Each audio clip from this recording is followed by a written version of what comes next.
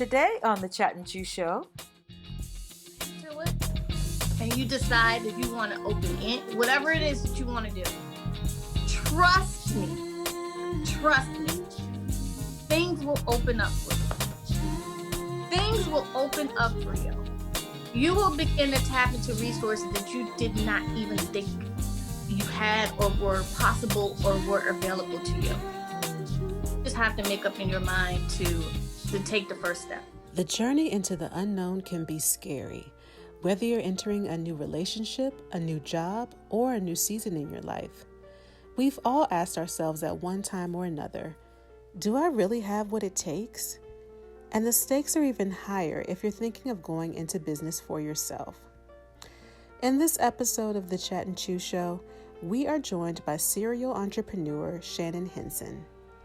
As a Washington, D.C. native, Shannon attended public schools and continued her education at Trinity University, where she studied communications. Without completing her degree program, Shannon embarked on her journey as an entrepreneur by starting her first business with her best friend at the age of 20. She would go on to start multiple businesses in various industries for the next 10 years, learning and sharpening her skills along the way. Shannon currently owns and operates a thriving ice cream shop in Southern Maryland and is venturing into public speaking and business consulting. Get your pen and pad ready. You're going to want this list of the right tools for making big moves.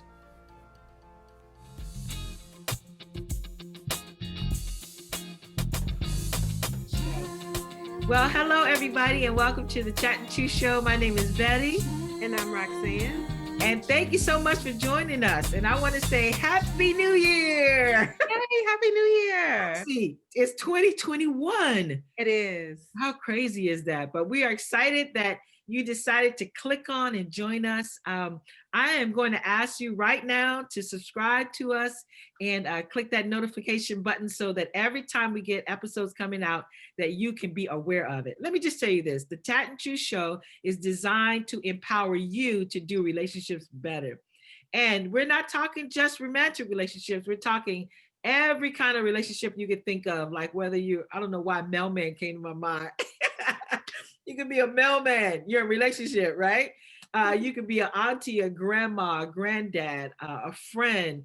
And if you are honest, you will say oftentimes that, you know, we run into snags in relationships and we want to be able to do our relationships better. So that's why this show was put together. So thank you guys so much for joining us. Roxy, how was your holiday season? It was good. It was really good, actually. We did Zooming together. Okay. And ate a lot. I cooked and stuff, ate good food. Okay.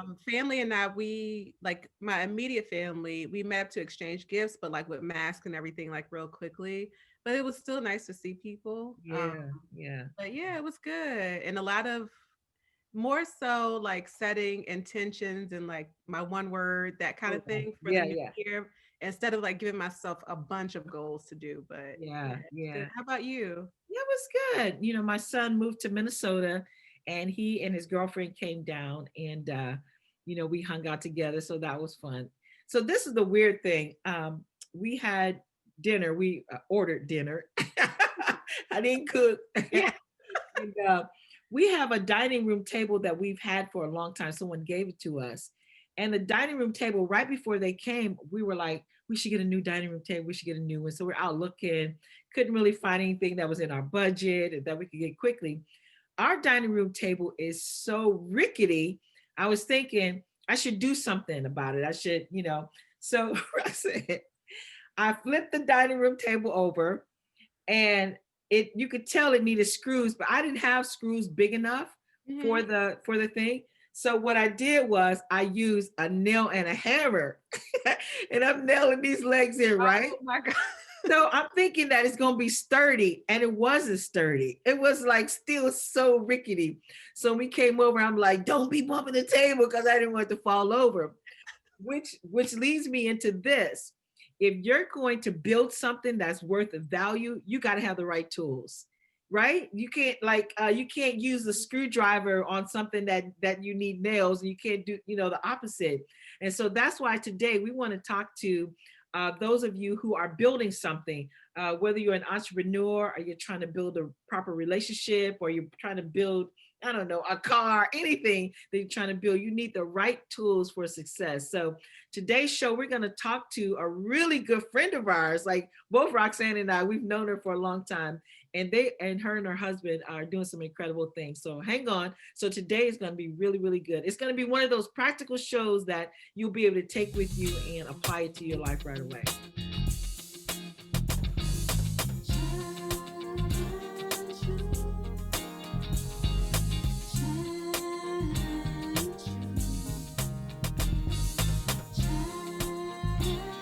So welcome back. As Betty mentioned, we have a great show for you today. We are getting to talk to one of our good friends for both of us, Miss Shannon Hinson. Shannon, welcome to the show. Hey, Shannon. Thank you guys. Thanks for having me. So Shannon is, as you probably heard already, I consider Shannon like a serial entrepreneur. When Shannon says she's about to start a business, she's not talking, she's just not saying it. It's about to go down. So we're just going to dive right in with questions for Miss Shannon just on starting your business. Betty, you want to go ahead? Yeah. So Shannon, like I've known you for a long time. I've known you in different settings. And how you don't have to tell us what businesses or anything, but how many would you say that you and your husband Lamar have been starting? Oh, it has to be around maybe, oh gosh, maybe 7. 7 businesses, okay. Yeah. And the businesses that you were in, were they like start from the ground up? You don't know about the industry, or did you kind of know about the industry that you were starting in? They've all been start from the ground up, and they've all been in industries that we knew nothing about. Wow. Okay. But had an interest to say, oh, that's pretty cool. I can do that. Okay. Let's see how to get this going. Okay. Yeah. Were you ever a type when you were like a little girl thought, I don't want to work for anybody, I'm going to do my own thing? Is that the type of person that you would say you were? No, I was not that kind of person. Not at all. Really? Not, wow. I didn't like, how sometimes you, like, specifically my husband, he was selling candy in high school. Okay. His first introduction to entrepreneurship. But for me, I had no interest. I was more on the artsy fartsy side of things. Like I always thought that when I grow up, I'm gonna be like a singer, something in the entertainment industry, that type of thing. Okay. So not chasing entrepreneurship at all. Really? So how do you go from being that, like not being that person, to looking at an industry that you know nothing about and you're like, we can do this? Yeah. Oh gosh, it probably was merely out of survival, just trying to, pay the bills. I know that's right. Just having an interest, like one of the businesses I can recall running was a balloon business, right? So I was at one particular time in my life a balloon decorator, and that just merely came out of just like, oh, that's interesting. I think I could do that, and I just did it. Wow. Just little things like that. Yeah, I always say I admire people who can just, hey, I think I can do that, and not just talk about it. Because how many of us spend so much energy talking about it, and then we end up like, not doing it, and then move on to something else. But you're the type of person who's like, hey, I think I can do it. Let's get out there and do it. So I know right now you guys have a successful business. So would you mind just telling us a little bit about what you're doing right now? Right now, I am running an ice cream shop in Southern Maryland with 8 employees. It is doing well. So that's my main business. That's how I make my money. That's how I survive. That's how I eat. So wait a minute. I thought you had just a cute little ice cream shop, but you like running a legitimate business with employees and everything. Yeah. That is so exciting. Yes, it is. It really fun from start to finish. It has really been a journey, and it has really, really, really been fun for me and my family. Wow. Now I know it's probably been fun, but I'm sure you guys have had some real tough times too. Do you mind telling us, like, what would you say was some of the hardest moments or a hard moment that you guys experienced? Now, a delicious word. Let's chew. Hey everybody, it's your girl Roxanne, and today we're making a vegan pesto pasta. So we're actually going to get started by making our pesto sauce, and we're going to do this. It's really simple by throwing everything into a blender. And so I'm using a handful of kale, a handful of basil, and if you're using the basil packages, this is fresh basil leaves, that is, then you can go ahead and use the whole package and just kind of match that same amount in kale and do like a half and half ratio. And then what we're going to do is add some garlic to this as well. And so with the garlic, I used 2 teaspoons of minced garlic. You can also use about 2 to 3 garlic cloves cut fresh. And then I'm adding to this as well the juice from half of a lemon, and then a handful of walnuts. And so I'm throwing all of that into my blender, and I'm go ahead and blend that up until all those ingredients are cut pretty finely. And then once I have that cut up, or blended, if you will, then I'm actually going to blend it and then start adding slowly the olive oil to this mixture. And so I'm going to add olive oil until I get kind of a consistency of a spread. And then that's when I have my pesto sauce, basically. And so also with the pesto sauce, you can add pepper, you can add salt. I'm doing a low sodium diet right now, so I didn't really add any salt to this, but you can add salt and pepper to this as well when you blend. And then also, if you're not vegan, you could add Parmesan cheese, which would normally be in your pesto sauce. So once you're done with all of that and you have your pesto sauce, you can set that off to the side. And what I've done before I made my pesto sauce is I had started cooking my noodles. And I'm cooking some quinoa shell noodles, and it's actually the ingredients are quinoa and corn. They're these quinoa shell noodles, and I'm just boiling them like the regular noodles and just having to stir consistently with them because they stick to the bottom of the pan, different from regular noodles. And then once those are done cooking, they take about 6 to 8 minutes. Once they're done, I drain my noodles, and then I have my noodles ready for my pesto sauce. And I'm going to mix in my noodles and pesto sauce. Again, once you mix in the noodles and pesto sauce, you can get an idea of how it tastes. You can see if you need a little more salt, more pepper. Another opportunity, this is when I added my salt and pepper versus into the sauce.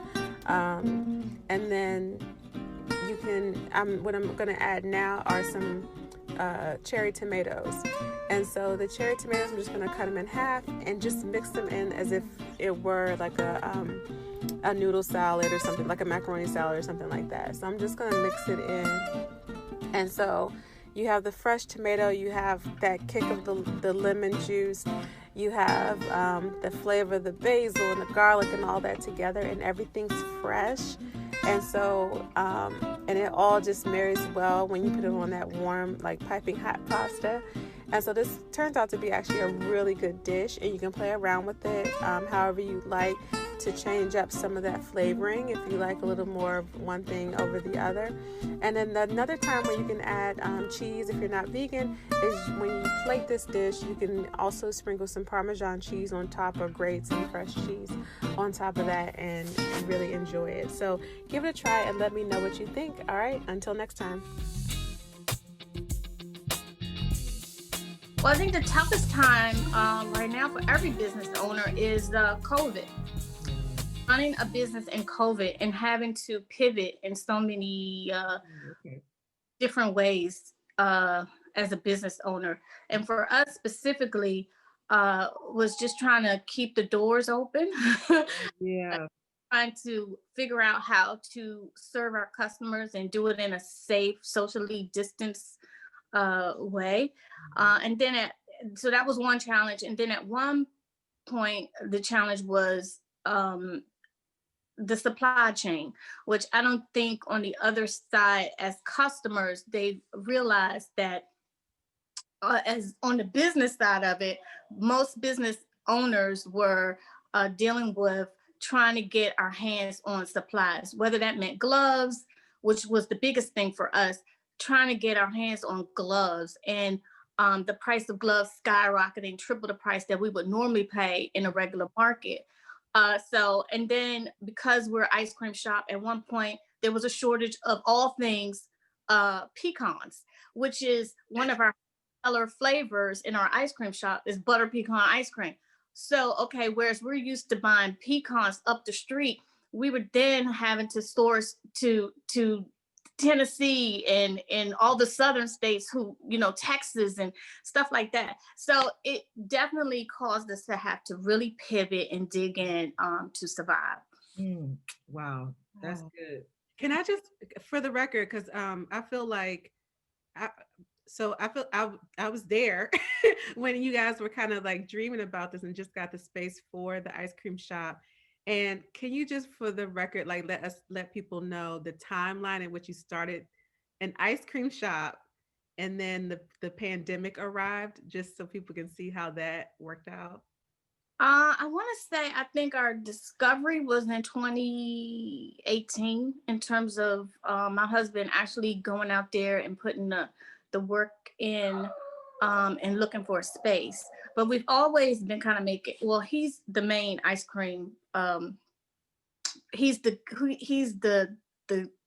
how can you say? He's the one who makes the ice cream. So he's the we call him the creamologist. He's the one that I love it. Yeah, he all the flavors. So he's been doing that prior to 2018, and just kind of perfecting the recipes here in the home, and sharing them with family and friends, and just trying to get that you know, feedback of whether this is good product to sell. So that's one key tip in business. If you're going to start a business, you need to do the research, and whatever your product is, you need to test it out on family and friends, because that is your most honest feedback that you're going to get. No holds barred. They're going to tell you like, oh, this is good, or that sucks. And you don't even have to let them know that this is what you're doing. You just be like, hey, I just made this batch of ice cream. Taste it.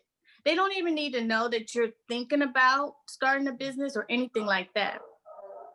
Just, you know, begin to test it, and then do your research. Make sure it is something that the market needs, or you're filling a void that is missing in the marketplace. That's good.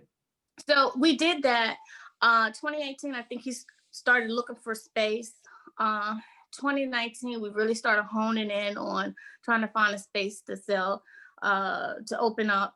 And so we found a space in 2019. We signed a lease, took down some walls, started construction, and we opened. So I think we started, oh gosh, when did we start? Because we opened October 2019. Okay. It was open to the public. I believe we signed our lease March 31st prior. So that wasn't a very long period of doing construction and getting things, you know, set in order to open the doors to the public. So 2019, October, we had our little semi-soft opening, and our grand opening was October 26th, which you can see that if you go to Landon's Ices and Creams. We did a ribbon cutting and all that good stuff. And then March, COVID hit, and we have had to adjust. Mm-hmm. So we are a new business. Yeah. Make COVID.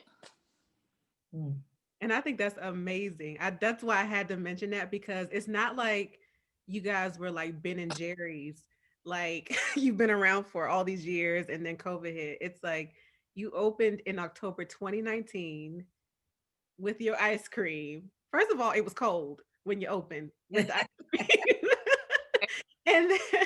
and then like 6 months later, you know, the nation is shut down because of COVID.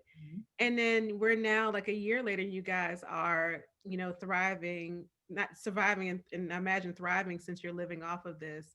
I just had to mention that because I think that's amazing. Yeah, that is huge. Yeah. I like what you said. You know, for anybody who's starting anything, we talked earlier about having the right tools. before you're trying to build anything, and doing the market research. I think a lot of times we think, I have a good idea, I'm just going to do it. We're like, do other people want it though? And so if you're going to build something, if you're doing a hobby, that's one thing, whether people like it or not. But if you're talking about, building something, I think that's a part of your livelihood. You got to find out, if you're filling a void. Um, we're, can you give us a couple more things you would say for someone who's just fresh out the gate? They're like, I'm brand new to trying to build my business, my whatever. Something else that you would say to us that you think is important. This is you when you say fresh out of the gate, they've never owned a business before. Like a person like me. I haven't like technically owned a business. You know what I mean? So first thing I got, like we just said, is, do people want what you're offering? So what would be some other things? You cannot miss that step. You definitely have to do your research. And yeah, you have to figure out if there's a space in the marketplace for you.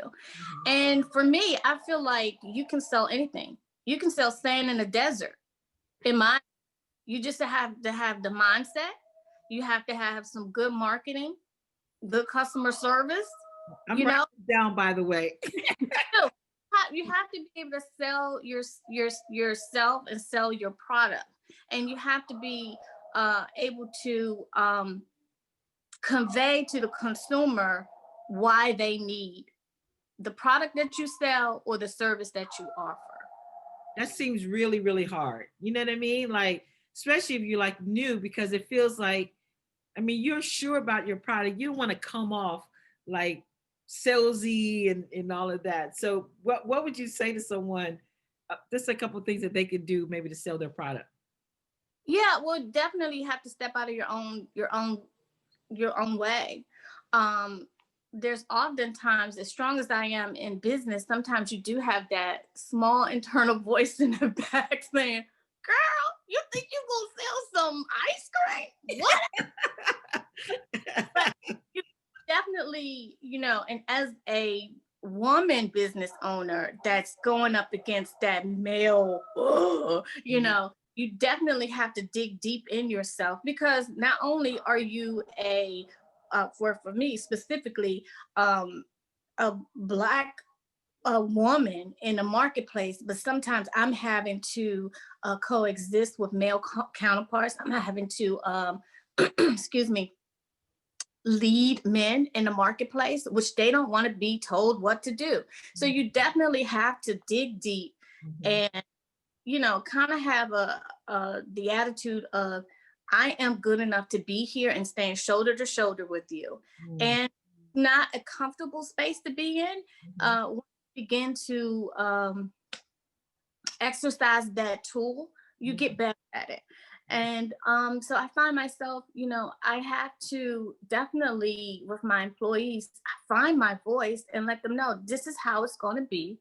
I'm not nasty or mean with it. I'm stern with it. And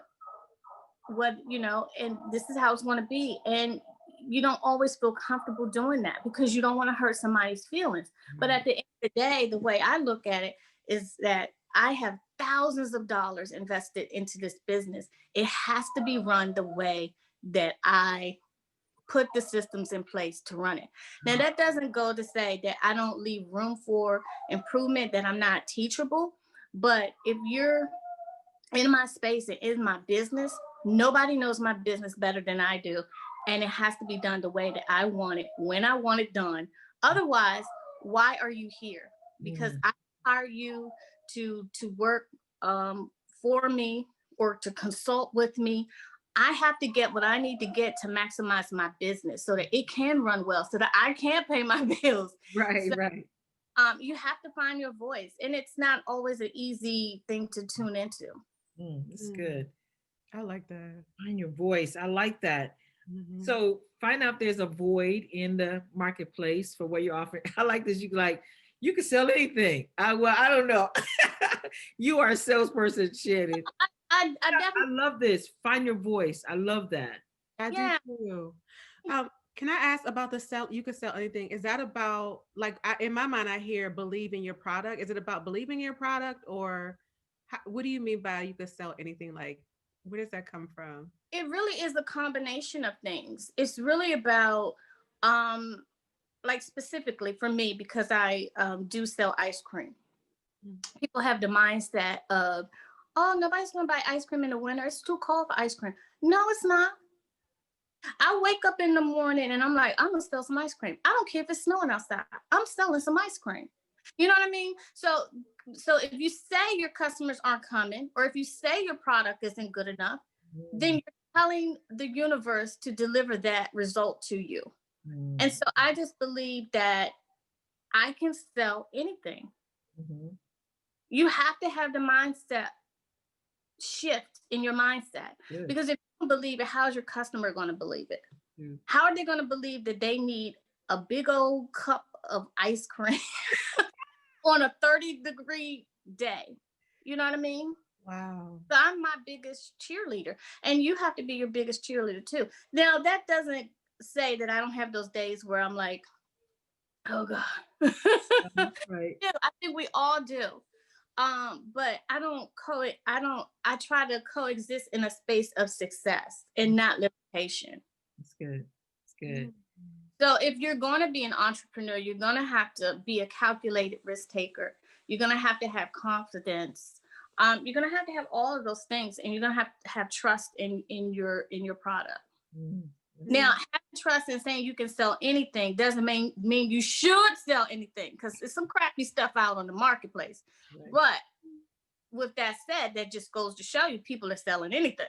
That's true. And selling and making some money from it. And I like what you said about operating in a place of success as opposed to limitation. I really love that too.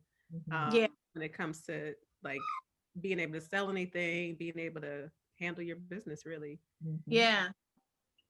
But I will also say, if your audience is thinking about starting a business, listen, think long and hard. Not only do you have to research, what, and find the value and find your marketplace and find your niche, as I said earlier, but you have to really know, do you have time to do it? Because we don't need another raggedy business out here in these streets. So if you're sitting and you're pondering a business of what should I do, just make sure you have the time and the dedication to do it, and not just throw it up against the wall to see if it sticks, but make sure you actually research it so that you can bring a quality product to the marketplace. So Shannon, I want to do a part 2 with you show, because you have so much of value. So I'm going to invite our guests just to join us next time. But Shannon, I would like to say, is there anything else you want to add before we close today? Well, I would just say to your audience, listen, don't be afraid to soar. Don't be afraid to try it. Don't let the little internal voice in your head talk you out of it. Do it. Research it. Find your tribe. And what I mean is, if you're a baker, let's say you're a home baker and you want to expand, and perhaps your vision of it is to own your own bakery. Well, you need to network with some other people who are doing what you do. So find your tribe and make it happen, and don't limit yourself. Because I tell you, once you put your mind to it and you decide if you want to open in whatever it is that you want to do, trust me, things will open up for you. Things will open up for you. You will begin to tap into resources that you did not even think you had, or were possible, or were available to you. Just have to make up in your mind to take the first step. Wow. And you can do it. Don't be afraid. All right. You're gonna walk on water. Walk on water. Yeah. I enjoyed myself with you ladies. Yeah. Good. Thank you. I receive everything you just said. Yeah. Yeah. So cool. Thank you guys so much. I received that joy too. Hey. I received everything you just said. Yeah, it's good. I'm just so for you audience members, this is my husband. Oh, my bad. I didn't know I was on the program. My bad. He's like, put me on program. No, put me on program. No. Yeah, you, man. That fired me up, man. Yeah. Thank you so much. Like I was saying, that Shannon's a good friend of ours. In fact, she's cousin Shannon to us. So, honey, that was good, wasn't it? That was powerful. Yeah. I received everything you just said. We're excited. So, for you guys who are ready to start something, don't be afraid. Let's get it popping. And again, go ahead. Oh, I was going to say, now is the time. Now is the time. Now is the time. People are kind of like sheltering in place. Now is the time to tap into that creativity and figure it out what it is that you want to do. Now is the time. Yeah, I agree. Well, again, we are the Chat and Choose show, and no, you're good. And again, we invite you just to subscribe and to click that notification button. And we have episodes that come out every Tuesday. So thank you guys for joining us, and we'll see you next time. Bye. Bye. This episode is brought to you by the Chat and Chew Company. Host Betty Jones, co-host Roxanne Brew, producer Vanessa Outland, and music by Elwood Jones.